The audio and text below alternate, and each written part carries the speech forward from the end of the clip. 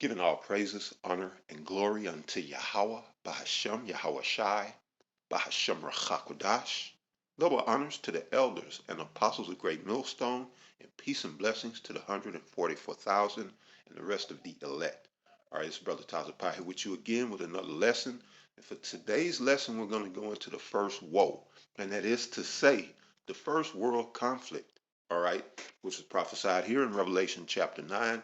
And I want to go into this because we spoke briefly on it on the highways and byways this past Friday, and I misspoke and went off on the actual dates of that first woe. All right, and out on the highways and byways, I said it was from 1914 to 1917, which would give you 4 years, when in actuality it was from 1914 to 1918, which gives you 5 years. All right, so that first woe, which was the first world conflict, actually lasted for 5 years. Right about 5 years. All right, so we're going to go into that and explain in the scriptures and, just bring out the clarity and the truth of that matter. So it says here, Revelation chapter 9, verse 1. And the fifth angel sounded, and I saw a star fall from heaven unto the earth, and to him was given the key of the bottomless pit. Now understand that this bottomless pit here that is speaking of is Europe, because Europe, that landmass of Europe, that continent, has a lack of mineral resources on that land. All right. So for that, it is known as a bottomless pit here in the scriptures. All right. And so this angel, well, the angel sounded and the star fell from heaven. All right. And that star was in actuality an angel, which the Most High gave commandment to come and open up the bottomless pit. And in verse 2 it says, and he opened the bottomless pit, and there arose a smoke out of the pit as the smoke of a great furnace, and the sun and the air were darkened by reason of the smoke of the pit. And there came out of the smoke locusts upon the earth, and unto them was given power as the scorpions of the earth have power. All right. And what is the power of the scorpion? To sting you and kill you. All right. Inject you with venom through their tails. All right. So it said that the bottomless pit was open. This great smoke, or the smoke of a great furnace, came out. And then it says in verse 3, and there came out of the smoke locusts upon the earth. All right. This is not your literal locust. All right. And we're going to read about it. Verse 4 says, and it was commanded them that they should not hurt the grass of the earth, neither any green thing, neither any tree, but only those men which have not the seal of Yahweh Bahashem Yahweh Shai in their foreheads. All right. So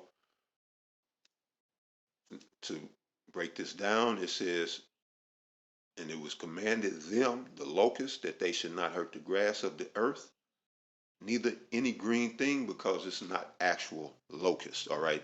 This locust is in reference to the airplanes of that day. All right. Which they, and this technology didn't come about, of the airplane till 1903, the Wright brothers and all of that, in preparation for the fulfilling of this prophecy, which would take place a little over a decade later. All right. So what is that? Wilbur and the Wright brothers, forget the other one's name. 1903, they took the first, you know, as the story goes, they allegedly made the first flight 1903, and then fast forward to 1914, 11 years later, now we have this world conflict. All right. So now there'll be an introduction of a new form of warfare in this first woe. All right. And it's termed in history as the dog fights. All right. Never before had this taken place. So this was prophesied here in Revelation about the dog fights of the first woe. All right. That's what it's saying. Then and they do favor locusts. You know, those those fighter planes. They favor locusts with what appears to be like a tail of a scorpion. All right. And we'll read about it, verse 5. And to them it was given that they should not kill them. Well, let's read 4 again. All right. So, Revelation chapter 9, verse 4, and it was commanded them that they should not hurt the grass of the earth where locusts eat grass. All right. So, why would the Most High have all these locusts come out here just to starve them to death? Because grass is what they eat. Because it's not talking about an actual locust. All right. And it was commanded them that they should not hurt the grass of the earth, neither any green thing, neither any tree, but only those men which have not the seal of the Most High in their foreheads. And see, this is something to take note of right here. All right. Because I've said this before, the scripture is the proof that war is for judgment. All right. And you could be in the midst of the battlefield. If you good with the Lord, will not one hair of your head be harmed. All right. War is to rid the world of the wicked. And this is what it's saying. But only those men which have not the seal of the Most High in their foreheads. This is why here at Great Millstone, all right, we fight tooth and nail that we may obtain and keep, obtain and retain the mark of Ezekiel 9 and 4. All right, which makes one the Sawa, which makes one exempt from judgment. All right, because when you read Ezekiel 9 and 4,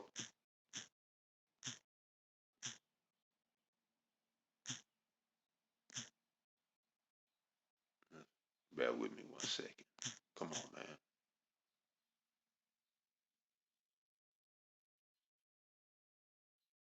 Okay,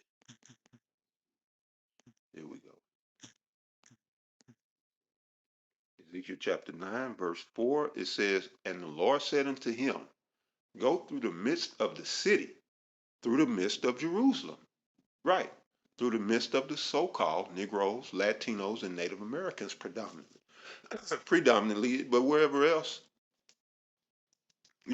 Israel might be, who, you know, um, have ears to hear this word and believe and love this word.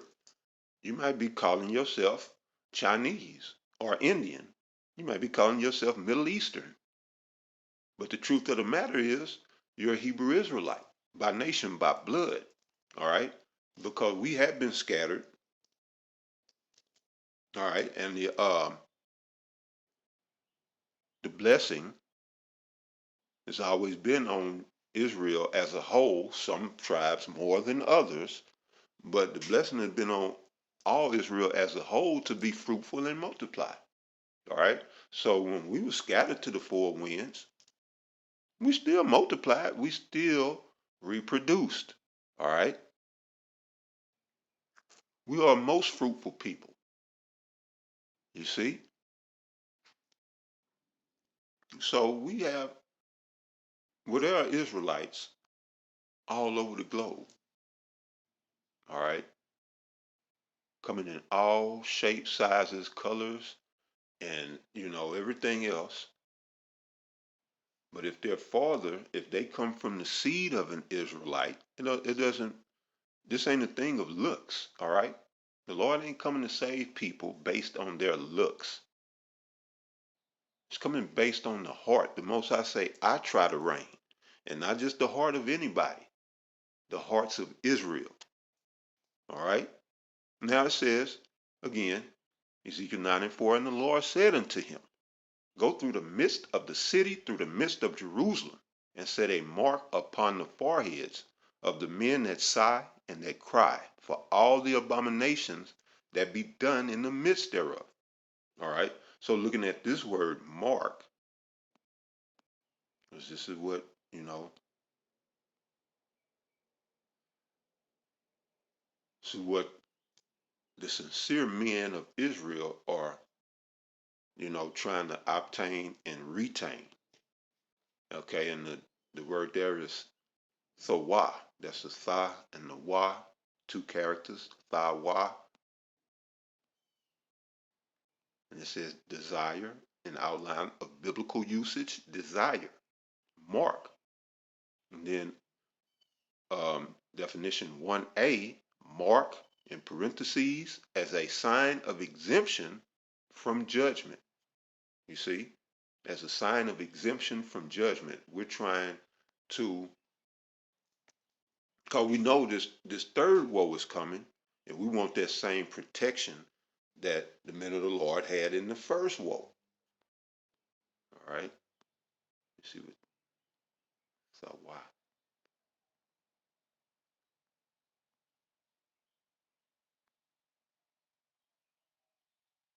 Okay, I was just curious, and but we'll get back on point, on topic.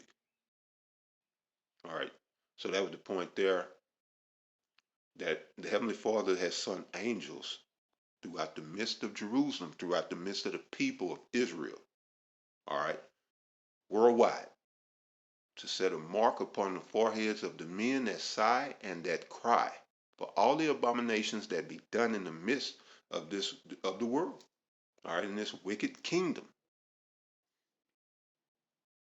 All right, because we want this same protection. All right, and again it says, Revelation 9 and 4, and it was commanded them that they should not hurt the grass of the earth, neither any green thing, neither any tree, but only those men which have not the seal, that same mark that we read about. That mark is the seal of the righteous. All right. But only those men which have not the seal of the Most High in their foreheads. All right. This was the first woe. Now, how much more that we're coming to the third woe, that you're going to want this seal. All right. Now, this is what it said, verse 5. And to them it was given that they should not kill them, but that they should be tormented 5 months. And that torment was as the torment of a scorpion when he striketh the man. Right, just to be in pain. All right. Um, excruciating pain. And that's what happened. And the apostle even showed the photos of that, people missing mandibles, half a mandible, no mandible, and then was still alive. You understand? They didn't have anesthesiatics like we have today. So when they was going to to the hospital, maybe they had a partial leg blown off, arm missing, may have lost a hand. You see, they was just operated on. They might have gave them a little opium or something, but they didn't have the things for pain. I forget what it's called, the anesthesiatics, or I forget the term. But they didn't have all the things to numb the pain or to take away the pain, to deaden those nerves. So yeah, these was times where you had to be a man, and men live like that, missing half of a face, jaw gone, and but the Most High kept them alive. One leg, no leg, one arm, no arm, and they went about life the rest of their life like that, in torment. Men were in torments. That's why I said verse 6, and in those days shall men seek death and shall not find it, and shall desire to die, and death shall flee from them. That's See, the Most High can do you like that. Most High can do you like that, man. I seen a man half his body missing. No, he just a torso. The Most High kept him alive. That's judgment. And it'd be better to go into the spirit world. The Most High kept these men alive, you know, as a part of their judgment to suffer. And in verse 7 it says, and the shapes of the locusts, those fighter planes, were like unto horses prepared unto battle, and on their heads were as it were crowns like gold, and their faces were as the faces of men. Right. Because it was the men, the pilots in the actual fighter planes. And the Germans, you know, they wore the helmets, and the top men had gold helmets, and they had like um, hair. I don't know what you would call it, but they would have like hair on top coming up out of the top of the helmet. They would have these hair-like fibers coming out. And Apostle Tahar also has showed that in his video breaking down Revelation 9. All right. So it said, in the shape of the locusts were likened to horses prepared unto battle, and on their heads, as it were, Salakia, and on their heads were, as it were, crowns like gold, and their faces were as the faces of men. And they had hair as the hair of women, and their teeth were as the teeth of lions, right? Because they would paint teeth. You saw the picture, teeth painted on the side of the plane, looking like the plane growling, or the plane is angry. They would paint on the planes, paint teeth and other menacing or intimidating things on their planes. So this is what John the Revelator saw, and this is how he described it. All right. And it said, like the shape of the locusts was like unto horses prepared unto battle because of their immense power. All right. These things had power, and when you hear them propellers, it actually sounds like the beating of horses' hooves. All right, running into battle. The old engines, you know, with the propellers in the front, sound like they would like beat the air, sound just like horses' hooves beating the ground. All right, it says in verse 9, and they had breastplates, as it were breastplates of iron, and the sounds of their wings as the sound of chariots of many horses running to battle. So that's it right there. This is what they're saying. So I read it again, Revelation 9 and 9. And they had breastplates, as it were breastplates of iron. Right, and they would make these fighter planes out of iron. All right. It says, and the sound of their wings as the sound of chariots of many horses running to battle. Right. They're saying that's that from the engine, and then the propellers, you know, again cutting the air. Is this John the Revelator described it precise. It sounds like the beating of horses' hooves, you know, racing to battle, running to battle. Many, you know, many horses. It says that was the sound of their wings, which is actually the sound of the propellers. It said, verse 10, and they had tails like unto scorpions, right? Because in the back, you know, you have the, I forget what they call that, the, that one wing that raises up in the back. It's,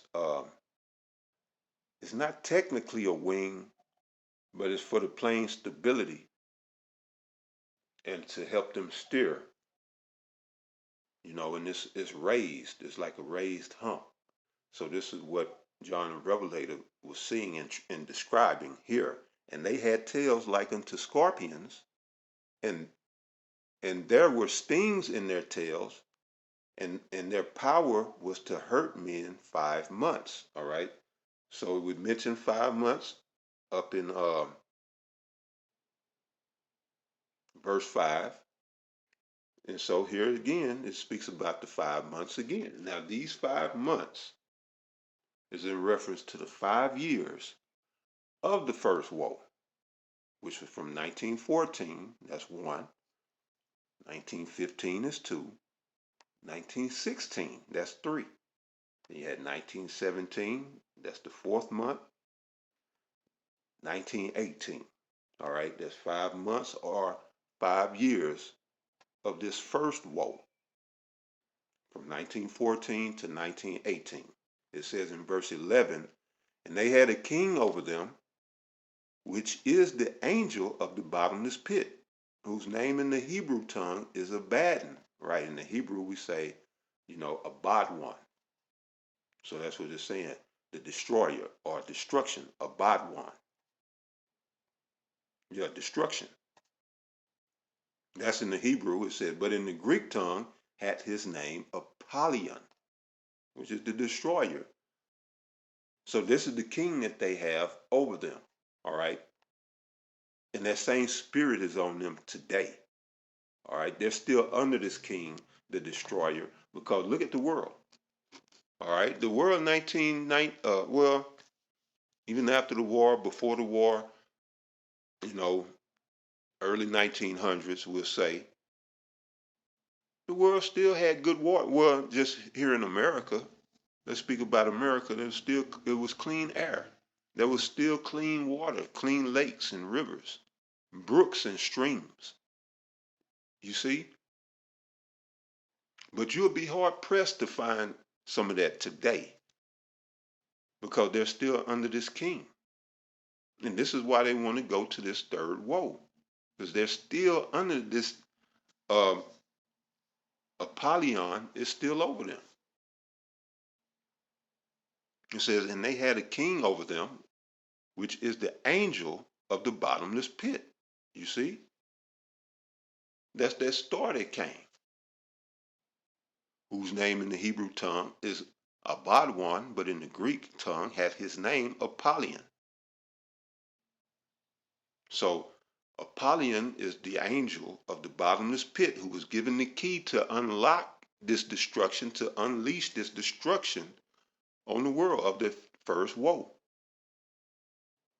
And the Wright brothers gave them the technology to fulfill, you know, a dec well, 11 years prior,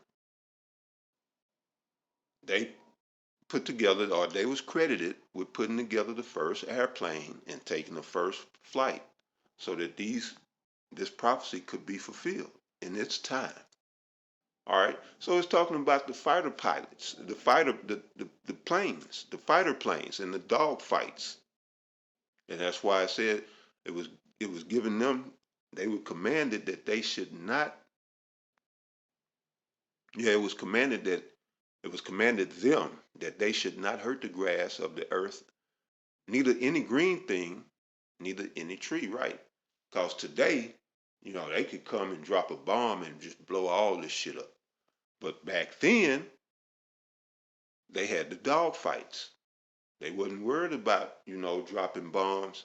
You had the fights actually in the air, which they still do to this day, but it wasn't like that. So, in other words, they wasn't concerned with bombing infantry or shooting infantry or destroying infrastructure or trees or none of that. They were strictly fighting in the air. You understand? And so those were those fighter planes, and that's basically it. I think I may. Let me see something. That's the Wright brothers.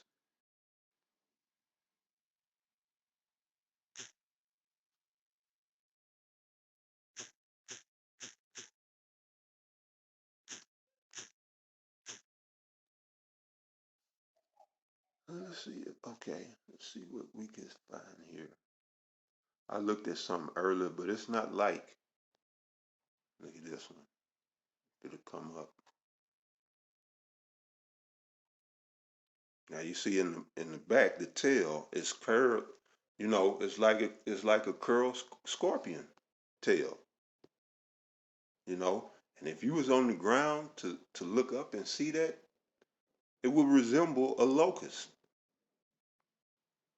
All right, and that's what I forgot. It said, and it had stings in its tail because they would have guns mounted, you know, or possibly another a co-pilot in the back that had to work the gun.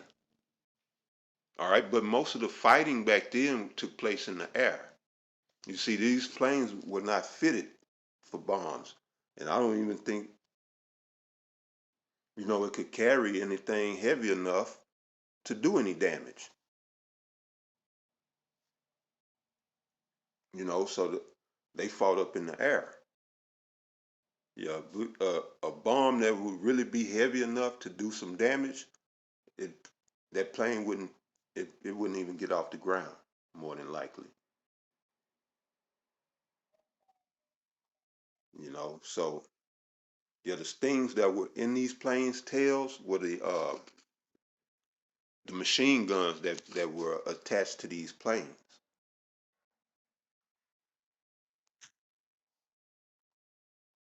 So yeah, it looked just like um, scorpion with a locust with a scorpion tail.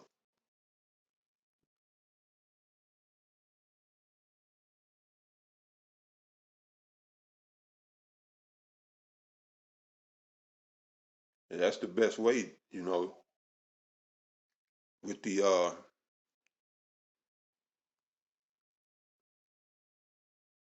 well, I say that's the best way that John the Revelator could describe these planes, with the knowledge that he had. See, none of these are fitted with the weaponry.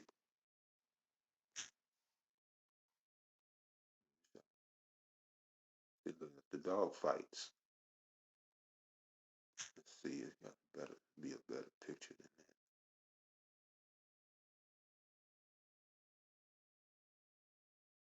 that. The dog fights. War in the skies. How the First World War changed aviation. Right. See, this was new back then. It looked like locusts.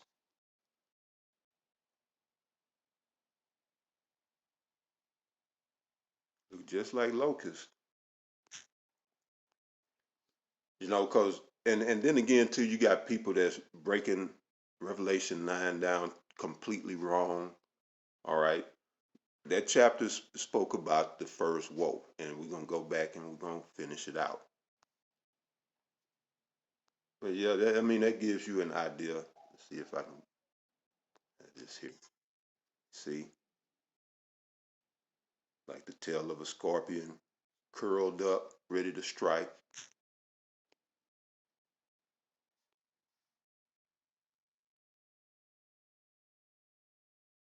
World War One. Man, these pictures little, man. Come on, man. Okay, there's a bomber plane.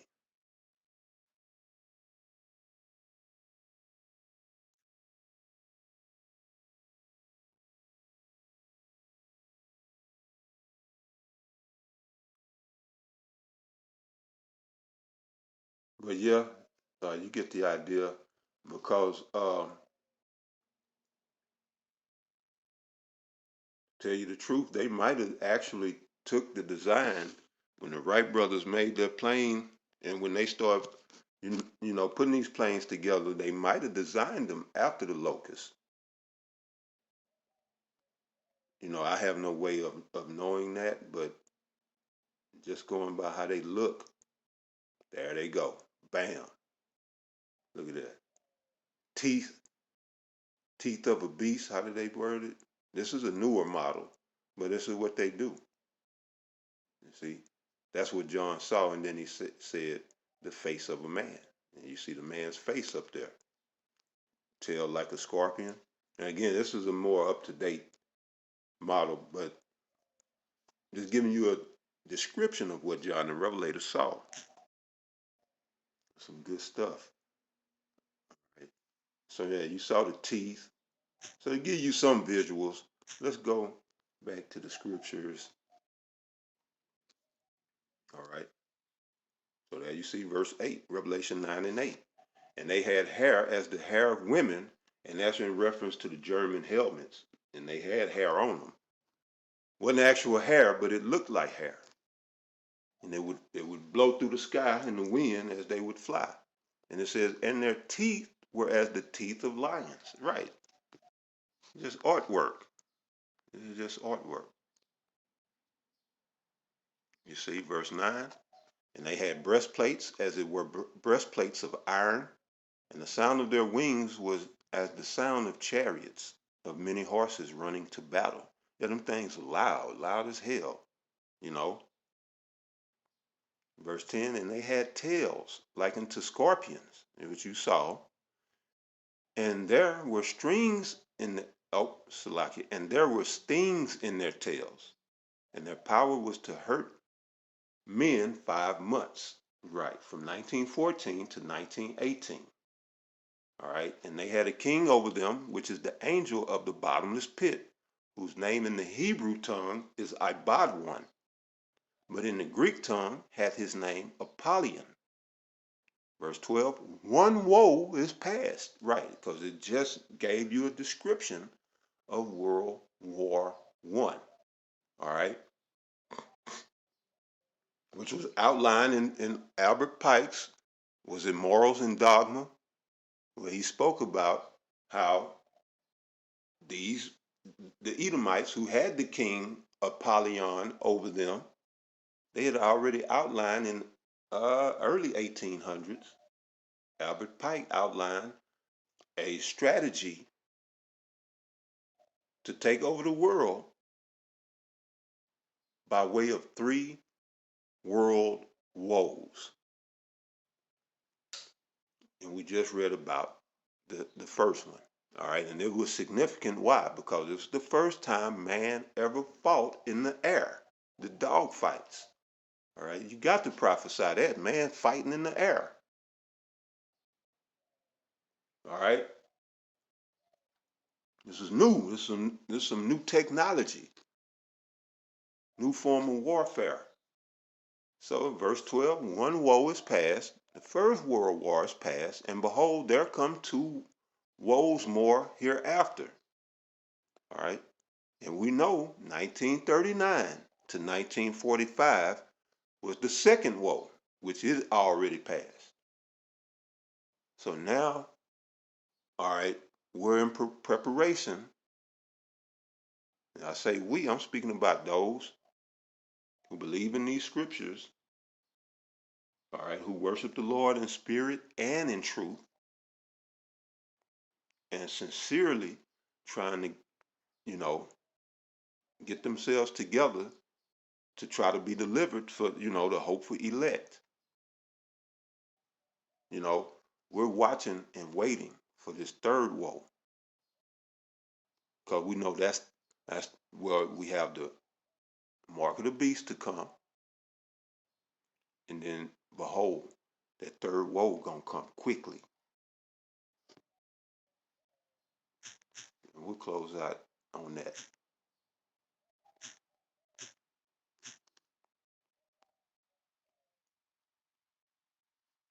So this is Revelation chapter 11, verse 14. It says, the second woe is past, and behold, the third woe cometh quickly. And after that, there is no more mention of the third woe. All right. So we read the first woe is past, and here we read that the second woe is past because it took place 1939 to 1945. All right. But it doesn't say the third woe is past. Why is that? Because that is when Yahushua comes back. So it's not going to say anywhere that the third woe is passed, because when the third woe passes, we'll be in the kingdom. Well, we'll take over rulership of the earth. We'll be constructing our kingdom. All right. So you won't read that the third woe is passed. The third woe is what we're waiting for, but the first and the second have already passed. You have to be spiritually inept enough to realize what these woes are talking about and how to recognize when and where they came to pass, so that you can know to watch out for this third, which is to come. All right. And so with that, I'm going to leave it right there. And I pray that you brothers were edified. To the next one, Shalom.